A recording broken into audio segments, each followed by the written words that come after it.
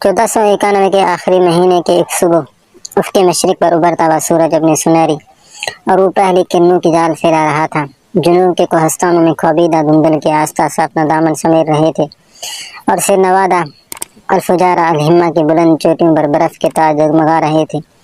Santa فے کے فوجی camp میں چہل پہل شروع ہو چکی تھی۔ ملکہ ایزابیلا شاہی خیمے سے کچھ دور ایک پہاڑی پر کھڑی تھی اور غناتا کا دھندلا سمندر اس کے سامنے تھا۔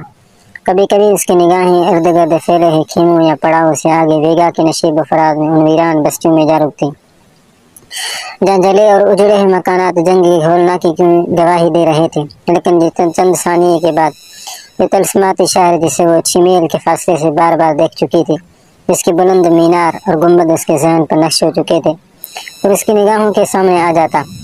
جنگ کے ایام میں جس نے پہلی بار اس پہاڑی سے غناتا کا منظر دیکھا تھا، اس وقت سورج ڈوب رہا تھا اور اسے ایسا محسوس ہوا تھا کہ سینٹا فے اور الحمرا کا درمیانی فاصلہ یکاجک کم ہو گیا ہے۔ اس کے بعد پہاڑی اس کے لیے ایک مستقل سیرگاہ بن چکی تھی۔ اس کی سہولت کے لیے اوپر چڑھنے کا راستہ کشادہ کر دیا گیا تھا اور چوٹی پر ایک خوبصورت شامیانہ بھی لگا دیا گیا تھا۔ عام طور پر جب وہ شاہی خیمے سے باہر نکلتی تو خادمہ اور کنیزوں کی پوری فوج اس کے ساتھ ہوتی تھی، لیکن جب کوئی ذہنی الجھن پیش آتی تو اسے اپنی خاص سہیلی کی رفاقت بھی ناگوار گزرتی تھی۔ اور آج اس کی یہ حالت تھی کہ جب وہ شاہی خیمے سے نکلی تو صرف 2 خادمائیں اس کے ساتھ تھیں، لیکن اس نے پہاڑی پر پہنچتے ہی انہیں بھی رخصت کر دیا۔ ایزابیلا اس بات سے پریشان تھی کہ قسطلہ کے پشپ اور کلیسا کے محکمہ احتساب کے سربراہ نے اپنے ختم جنگ بندی کے معاہدے کے خلاف شدید احتجاج کیا تھا اور فنڈین کو یہ مشورہ دیا تھا کہ متعلقہ جنگ کے معاہدے کو بلا تاخیر منسوخ کر کے غناتا پر بھرپور حملہ کر دے۔ اس خط کا جواب دینا ضروری تھا، لیکن فنڈین نے ریمنس کے خط پر ایک سرسری نظر ڈالنے سے زیادہ کچھ نہیں کیا تھا۔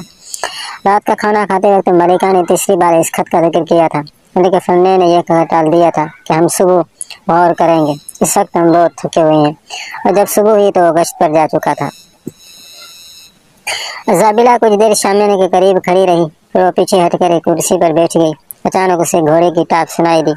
وہ اٹھ کر دائیں طرف دیکھنے لگی۔ فنڈین ٹیلے پر پہنچتے ہی گھوڑے سے کود پڑا۔ اس نے آگے بڑھ کر ملکہ کے ہاتھ کو بوسہ دے کہا، آج سردی زیادہ تھی، آپ کو کچھ دیر اور آرام کرنا چاہیے تھا۔ ملکہ نے جواب دیا، جب مندر اتنی قریب آ چکی ہو تو مسافر آرام نہیں کر سکتے۔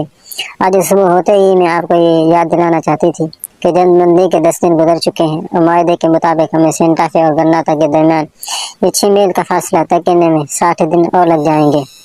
فنڈین نے جواب دیا کہ ملکہ اب یہ کیوں نہیں سمجھتی کہ 60 دن اور 6 میل اس قوم کی زندگی اور موت کے درمیان آخری حد فاصل ہے جس نے 800 سال اس زمین پر حکومت کی ہے۔ مجھے معلوم ہے کہ آپ کے ذہن میں ابھی تک ریمنس کے خط کا اثر ہے، لیکن اس بوڑھے پادری کو کیا معلوم کہ جس قوم کو ہم ہلاکت کے آخری کنارے پر لے آئے ہیں، اس نے چند برس کے اندر جبڑے تاریخ سے لے کر پیرے نے اس کے چوٹیوں تک کلیسا کے سامنے پرچم میں سرنگوں کر دیے تھے۔ ریمنس کو کون یہ سمجھا سکتا ہے کہ جب اس قوم کا زوال شروع ہو چکا تھا تو بھی کلیسا کے متحد قوت کو دریائے ٹاگس اور وادی الکبیر کے درمیان چند منازل کا فاصلہ طے کرنے میں 4 صدیاں لگی تھیں۔ ان 4 صدیوں میں جب کبھی ان کا مدافعانہ جذبہ پیدا ہوا تھا وہ دونوں میں برسوں کا حساب چکا دیتے تھے۔ وہ دونوں کرسیوں پر بیٹھ گئے۔ ایزابیلا نے کہا، میرا مقصد آپ کی رائے سے اختلاف نہ تھا۔ میں اس بات پر فخر کرتی ہوں کہ جن ہاتھوں سے اندلس کی آزادی کا چراغ بجھنے والا ہے وہ میرے شوہر کے ہاتھ ہیں۔ میں صرف اشتیاق کا مظاہرہ کر رہی تھی۔ اگر آپ ریمنس کے خط کا اچھی طرح پڑھ لیتے تو آپ کو یہ غلط فہمی کبھی نہ ہوتی۔ وہ آپ کے عظیم کامیابیوں کو کوئی اہمیت نہیں دیتا۔ میں نے اس کا خط پڑھ لیا تھا۔ وہ چاہتا ہے کہ ہم بلا تاخیر متعلقہ جنگ کا معاہدہ منسوخ کر کے غناتا پر چڑھائی کر دیں۔ وہ صرف ایک پادری ہے اور میں تمام حالات پر نگاہ رکھنے والا سپاہی ہوں۔ وہ یہ سمجھتا ہے کہ اہل غناتا مر چکے ہیں اور صرف ان کی لاشیں نوچنے کا کام باقی رہ گیا ہے، لیکن میرے نزدیک غناتا ایسی حالات میں بھی ایک ایسا آتش فشاں پہاڑ ہے جس کے تہہ میں ابھی تک لاوا ابل رہا ہے۔ اس آتش فشاں کے دہانے پر کلیسا کے اقتدار کی مسند سجانے سے پہلے مجھے اس اطمینان کی ضرورت ہے کہ وہ لاوا ٹھنڈا ہو جائے۔ یہ درست ہے کہ ہماری فوجیں غناتا سے صرف 6 میل دور ہیں، لیکن متعلقہ جنگ کا معاہدہ کرنے سے پہلے میں نے یہ اطمینان کر لیا تھا کہ ہماری جنگ اب غناتا کے مضافات کے بجائے اس کی 4 دیواری کے اندر لڑی جائے گی، اور جو کام ہم لشکر برسوں میں نہیں کر سکے وہ اب ان لوگوں کے ہاتھوں سے پورا ہو رہا ہے۔ جو غناتا کے اندر رہ کر اپنی قوم کی ذہنی حصار کے بنیادیں توڑ سکتے ہیں۔ کیا میری کامیابی معمولی ہے کہ جو مقصد ہمیں ہزاروں سپاہیوں کی قربانی پیش کرنے کے بعد حاصل ہو سکتا تھا وہ اس شخص کے ہاتھوں پر ہرا ہے جسے ہمارے دشمن اپنے آخری قلعے کا محافظ سمجھتے ہیں؟ زابلہ نے کہا، میں حل نامہ یہ دعا کرتی ہوں کہ جو توقعات آپ نے ابو عبداللہ سے وابستہ کی ہیں وہ پوری ہوں، لیکن کبھی کبھی مجھے یہ بات بہت پریشان کرتی ہے کہ وہ ایک بار آپ سے وعدہ خلافی کر چکا ہے، اس لیے اس پر دوبارہ اعتماد کرنا دانشمندی